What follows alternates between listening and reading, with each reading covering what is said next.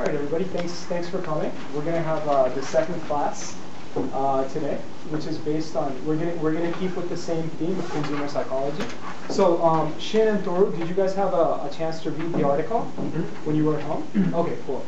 So what we're going to do is we're basically going to, so we finished the first page of the article. If you guys go to the second page, we're all going to read it together. And we're going to go through some of the words and some of the expressions that are used. And I'm going to explain the meaning of that. So if you guys have read the article, you already have an understanding of what the author is talking about, right? So why don't we go around the room, and we're going to read one paragraph by one paragraph. So Minsa, do you want to read the first paragraph, please? Yeah. So, and if you guys will just follow along, okay? And then we're going to go Shin, Toru, Pedro, and then Korean. All right. Where the motor puts out about 10 horsepower, it feels like much more, especially when accelerating from a standstill. I was able to read menacing taxis far behind, and the bike's weight was less than 300 pounds gave it a ride. Athletic feel that made getting from in-town New York's congestion endurable. Okay, so let's talk about some of the things that we saw in the article. Can I borrow yours? Or can you just share with Conan? So we make it hard for me. Okay, so what he's saying is, while the motor puts out 28 horsepower, so the way that this sentence starts, one of the things that you notice he's saying that the way that it's written, he's making 28 horsepower, for those of you guys who understand cars or automobiles, it's not really that much, right? It's even for a motorcycle, it's actually pretty small. The engine isn't that powerful. He's saying it feels like much more, especially when accelerating from a standstill. Now, last class I explained to you what acceleration is, right? Acceleration is basically when you're increasing the speed. That's why when you're in a car and you hit the gas, you know, that is called the accelerator, basically. And so when you're increasing your speed, and a standstill means that when you're just standing with the bike. So let's say you're on the street and you're at a red light, right?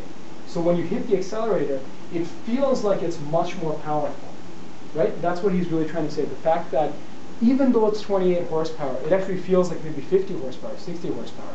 You get this feeling of power, right? And then he says, I was able to leave menacing taxis far behind, right? Now, you guys have probably seen the word menace, right? The word menace, M-E-N-A-C-E. Have you guys seen this word before? Menace. Menace means something that's bothersome or something that's like bad. So menacing over here is the adjective, right? It's basically describing. And why is he calling taxis menacing? Well, you guys have walked around New York a lot, right? I imagine all of you guys have been in New York now for at least a couple of months, or even if you've been here a couple of weeks.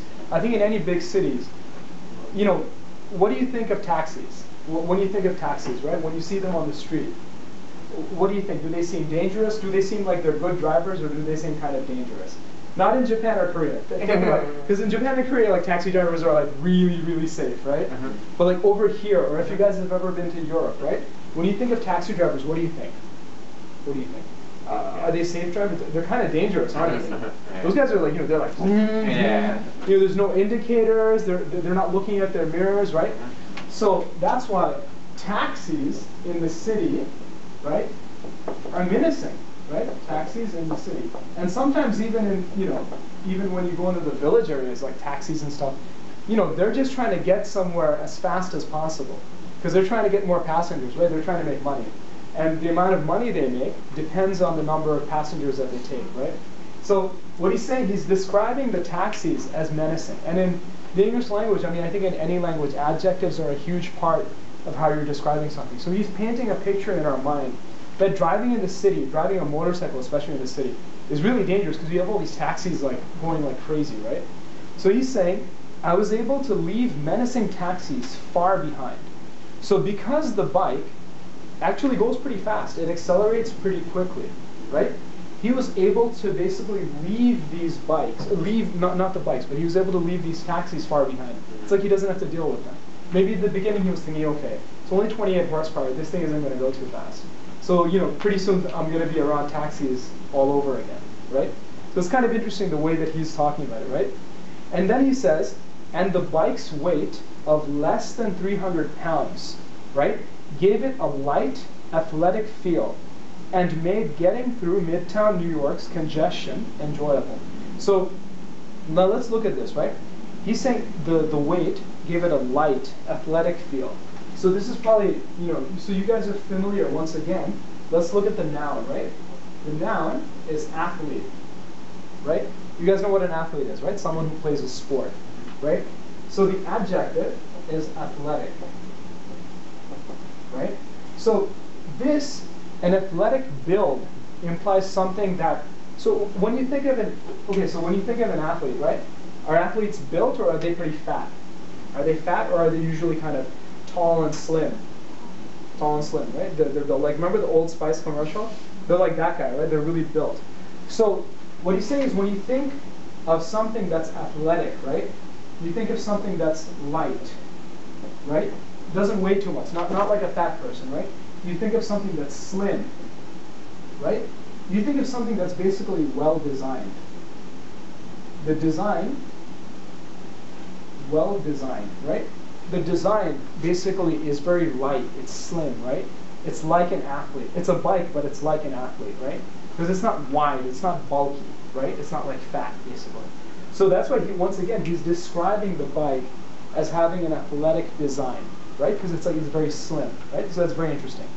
So what he's saying, it made getting through Midtown New York has the worst traffic, right? Because your Midtown New York is Times Square. Midtown New York is right around Grand Central. This 42nd Street is basically cuts through the middle of the island, right? So traffic right around here is like the worst. You have buses, you have cars all the time, right? It's just like Central Tokyo or Seoul, right? There's always cars, there's always something going on.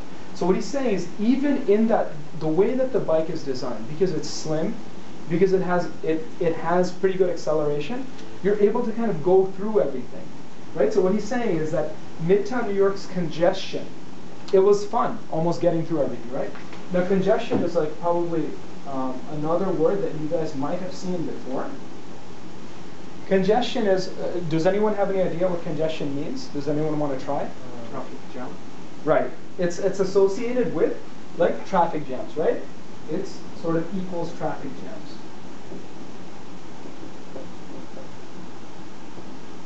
But so traffic jams is one way of saying it. There's, there can be a lot of congestion. Generally speaking, we use it when we're talking about transportation, right?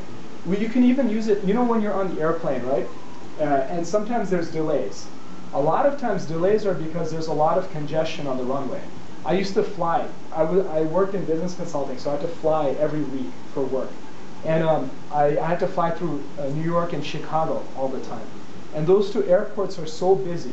There's so much congestion, right? There's so many airplanes that have to take off at the same time. Like every minute an airplane is taking off or landing, right?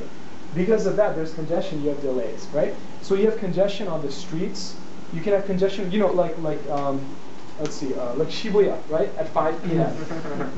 I mean, that's like, I've never seen anything like it. Like, I'm from New York, right?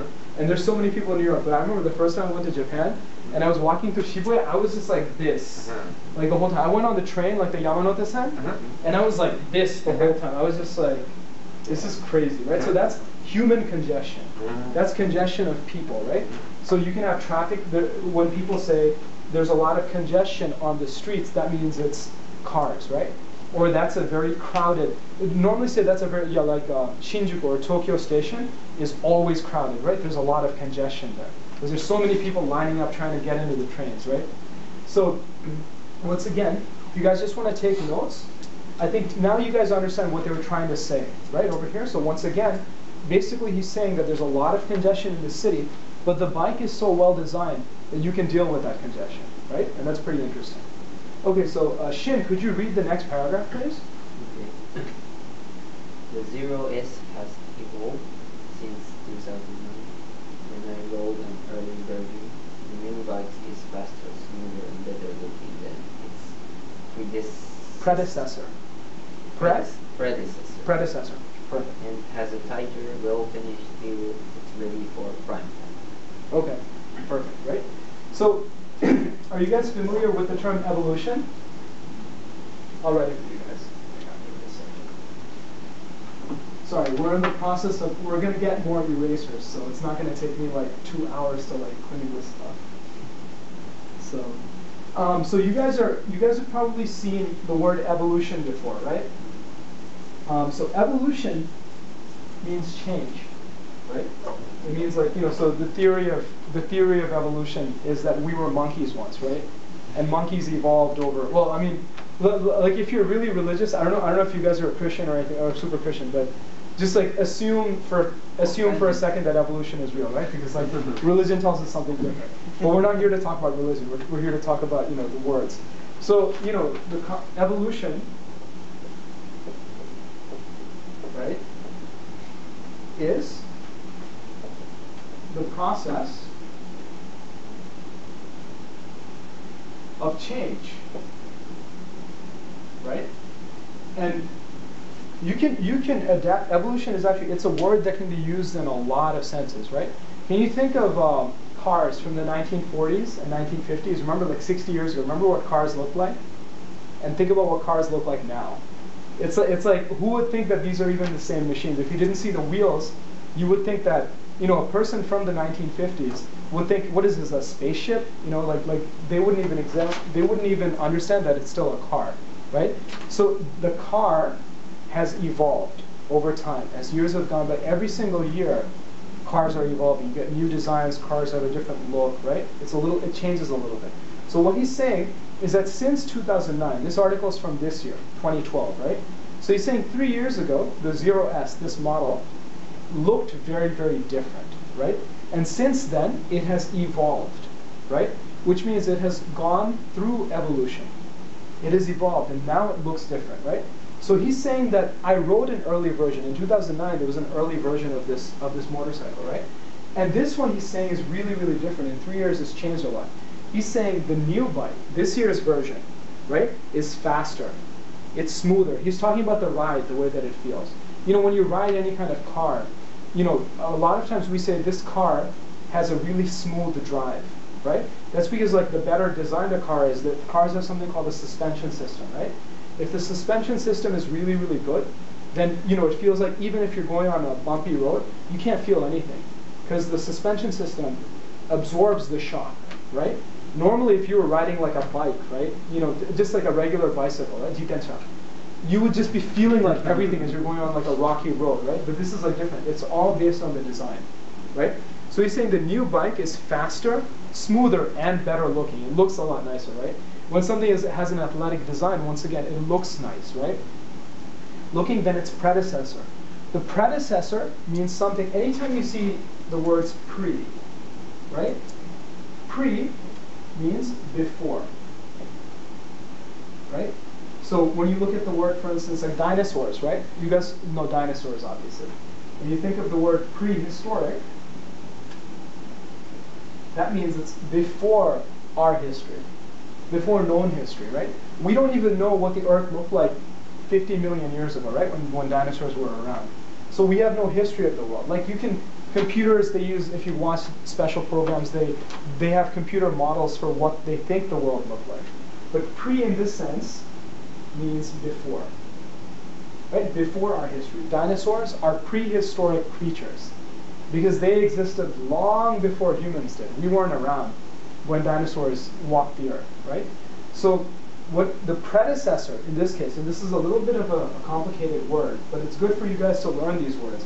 Even if you don't use them, I want you to be able to, when you read articles, right, you're going to see words like this come up a lot, especially as you guys start jobs and you start reading more and more business articles. Even if you're translating them, it's important for you to see and understand. It's kind of like when I'm studying Japanese, right? I look at characters, right? And I might not know how to write them, but at least I'll recognize it. I know what that means. I want the same thing for you guys, right? So the word predecessor,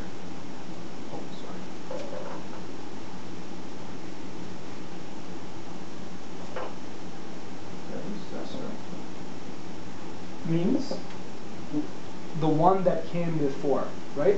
So it's basically, it means the earlier version. The early version, right? So the theory of evolution tells us that man's predecessor was monkeys. right? That we came, I mean, that's what evolution tells us, right? In this case, the 2012 0S motorcycle's predecessor was the 2009 S, right? The 2012, well, let's say the 2013 Toyota Camry, right? Its predecessor was the 2007 Toyota Camry. That was my first car, actually, right? Because the 2013 car